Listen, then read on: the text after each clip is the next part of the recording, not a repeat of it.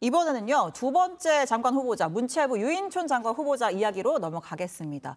유인촌 장관 후보자는 지금 현역 의원이 아니라서 오늘 그 종로구에 마련된 별도의 인사청문회 준비 사무실에 출근을 했는데 이걸 타고 또 나타나서 화제가 됐어요. 저희가 영상으로 준비했습니다.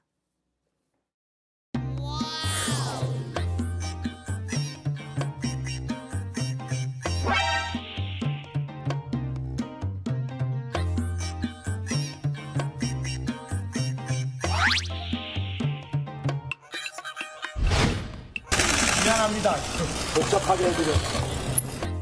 들어가. 그럼 선배, 한번 더. 좋은 아침입니다. 여러분 죄송합니다. 오래 기다리셨는 것 같아요.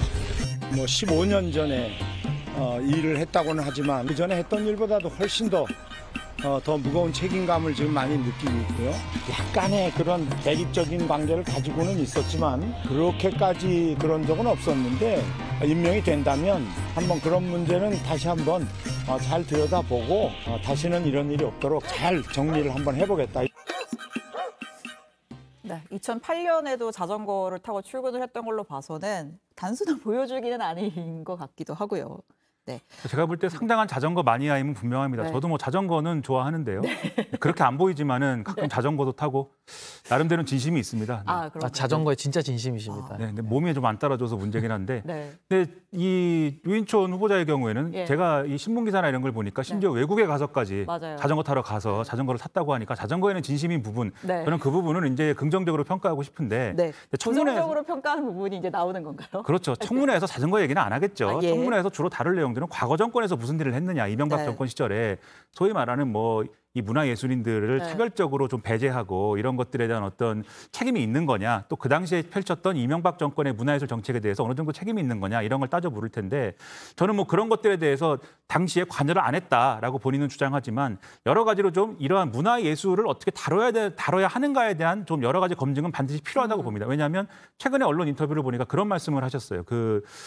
이 문화예술계를 이제 정부가 여러 가지로 지원하거나 뭐 이런 것들이 있지 않습니까? 그런데 그런 것들에 대해서 국가로부터 지원을 받았는데 지금 이제 정권의 어떤 철학과 맞지 않는 그러한 어떤 활동을 한다면 그것이 되겠느냐 이런 식의 얘기를 했거든요. 근데 저는 이게 전형적인 국가주의적인 어떤 예술관인 것이고 유인촌 장관이 예술인 출신이고 누구보다도 그것의 어떤 부당함, 그러한 어떤 개념의 어떤 부당함을 누구보다도 잘 알 수 있는 사람임에도 불구하고 지금 그렇게 얘기를 하고 있다면 문화예술인 출신이기 때문에 문체부 장관을 시킨다고 하는 그러한 어떤 좋은 어떤 점일 수도 있는 그러한 것들이 없어진다고 보고 그러한 것이 없어진다면 과연 지금 유인촌 후보자가 장관을 해서 얻는 우리 정부와 우리 나라의 이익은 뭐냐. 저는 별로 없다고 생각이 돼서 그런 점에서도 지금 기준으로 본다면 부적절한 인사라고 저는 생각을 한다. 이렇게 보입니다.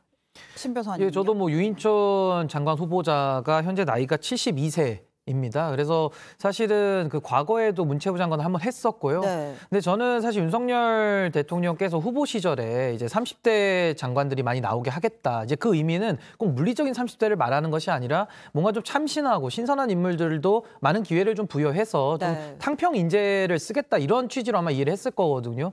근데 아마 유인촌 장관이 과거 MB 정권 때 그 문체부 장관을 했는데 당시에 그렇게 뭐 혁혁한 공을 세웠다는 평가는 없거든요. 근데 이분을 다시 소환을 해서 지금 15년 만에 다시 장관에 그것도 같은 자리로 다시 등용을 한다는 것이 뭐 그때같이 일했던 문체부 직원들은 또 일부 반가울 수는 있을지는 모르겠지만 이게 과연 국가와 또 국민들을 위해서 이게 가장 좋은 인사냐 여기에 대해서는 좀 많은 비판적인 의견이 높은 것 같습니다. 알겠습니다.